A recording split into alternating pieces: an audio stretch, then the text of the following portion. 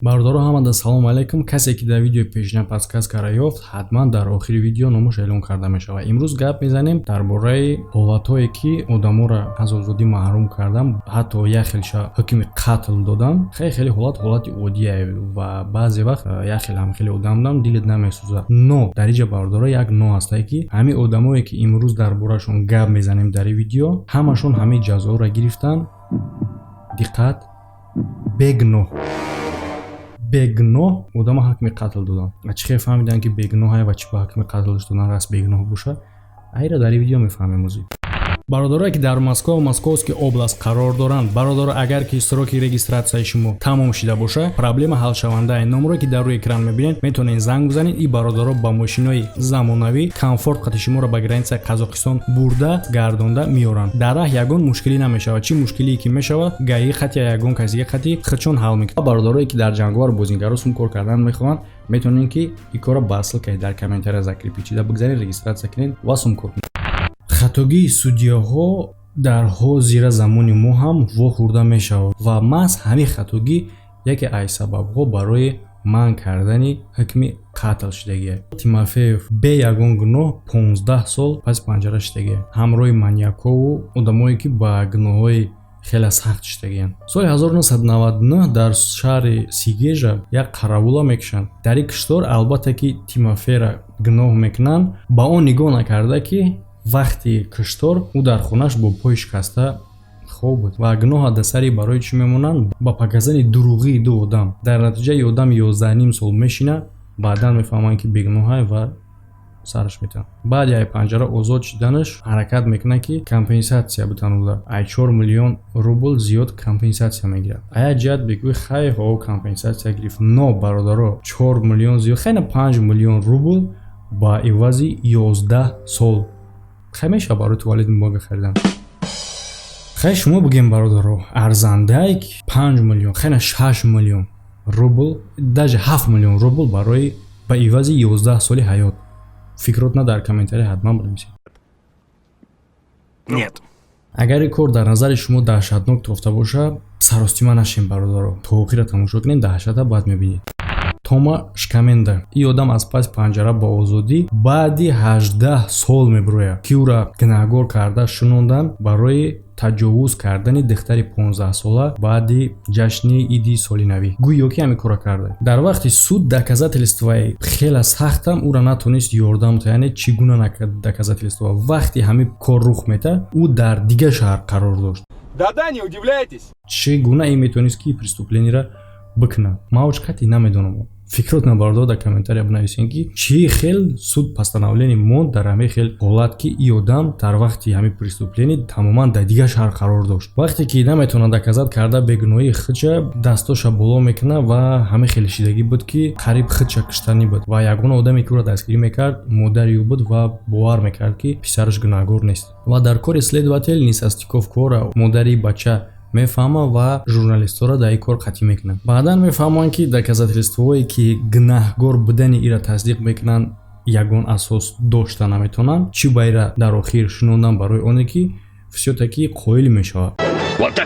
Ва чӣ гунаи қоил шидае? Ба тариқи дабрамаҷбур ба ёрдами дабрабуксир қоил шидани ӯро аз дуруни ӯ кашида гирифт. Яъне ки худам фаҳмидем бародаро ки чӣ ба ӯ розӣ шидае ки корро ман кардам. Ака албатта ки худо ягон каси шуморо ягон одама дар ҷои дар ин хел ҳолат гирифтор накунад. Не ки шумо бинависем бародаро дар комментария ки 18 соли умри худтона не за што агар медоден мебаромаден чӣ кор мекарден? Дар комментария бинависен ай одам якум коре ки мекунад гирья мекунад.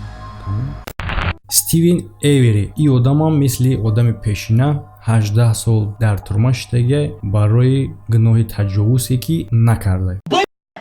Как такое возможно? Ай бисёр хабаро ва хеле чизо шунавидагим ки одамо мисол ба ҳар гуноҳ дар турма нисбати ӯ ҳар гуна рафтор ва ҳама дар рафтори сахт зидди ҳамон одаме ҳастае ки ба гуноҳи таҷовуз шудагиаст. Ана ки тамошо кунем бародаро, шумо ҳис кунед як бор иёра ва ҳамон рафтори баъде ки нисбати ё мекунанд дар ҳолате ки ё гуноҳ накардаем, ҳамин корро накардаем ва бегуноҳиро чӣ хел ёфтам баъди қадар сол. Ва натиҷаи анализи ДНК. Чӣ шумо сразу наметавонистед анализи ДНК кунед? Ва баъди ба озодӣ баромаданаш иск мета якчанд миллион мегирад компенсатсия. Не ки баъди озод шиданаш бо паси панҷара мешинад. Че, ебанутый, что ли? соли 2015 як зани коргари автожурнал меоя мошини ӯра суратгирӣ ки ӯ дар фурӯш мондагӣ буд. А баъдан ҷасади и занака дар пишти хунаи мардак меёбанд. Чӣ ба ин кора кардак, ба чӣ мақсад ҳеч маълум нест. Фикри шумо бародаро, чӣ ба ин одам хел кор кард?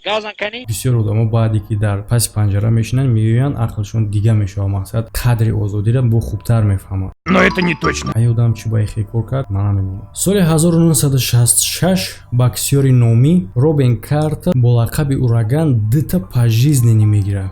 Барои чӣ? Барои сек-штор. Дта пожизненӣ бародаро. Бале отам я ҳаёт дора негира ду пожизненӣ метан. Суд ба ҳамин хулоса меояд ки именно ӯ бо ҳамроҳи рафиқош бо яроқи оташфишон ҳаҷум мекунанд ба як бар ва ин боксёр бошад дар тирма китоб менависад дар бораи ҳаёти худаш, дар бораи ҳамин корҳои ки ай сараш гузаштак ва ҳамин хел пожизненӣ не ки 19 соли ҳамира мешинад. Барои чӣ ки мефаҳманд ки ӯ бегуноҳ буд. Баъди озод шиданаш меояд ба Канада, дар ҳамунҷа пириша вомехӯрад ва аз дунё мегзарад. Ва соли 1999 филм снимат мекунанд бо номи Ураган дар бораи именно ҳамин одам.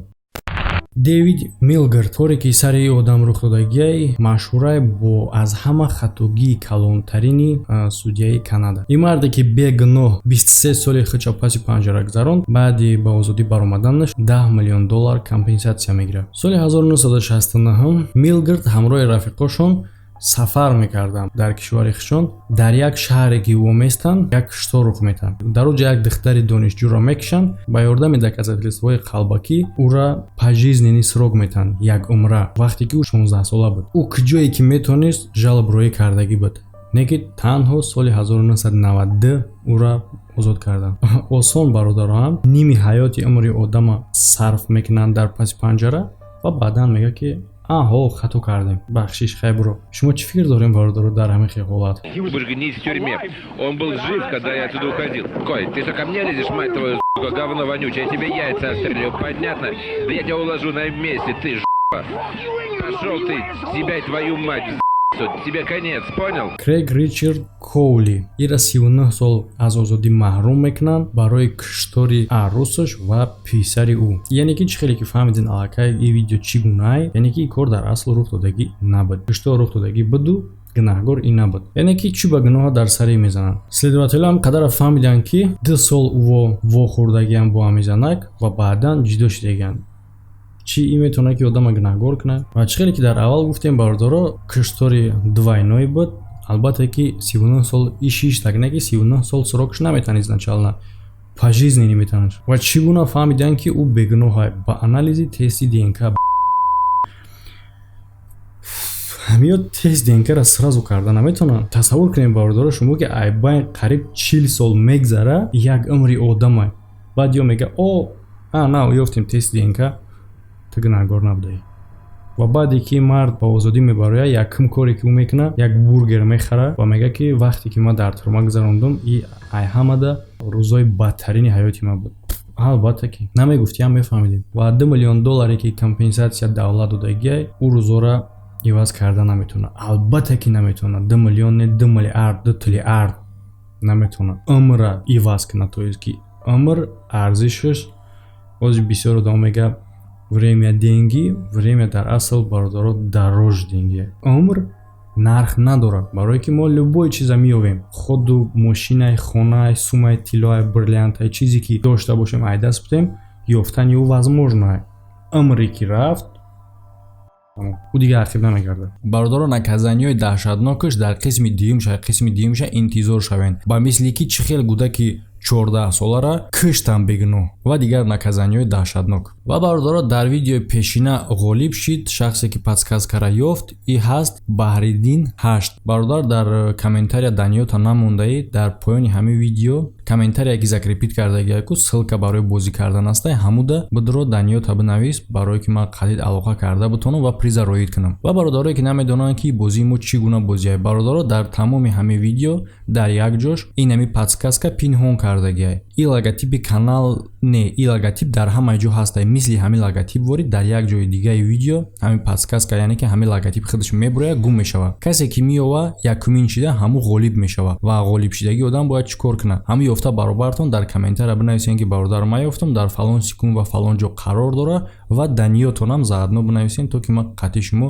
бутонам алоқа карда ва приз ёдами бурд кардагӣ чиай фирмени бакали канали SM Шарипов ки дар танаш ҳамин значоки ёфтагии худи шумо тасвир кардагиай. Ҳама дар хайр бародаро то видеоҳои оянда.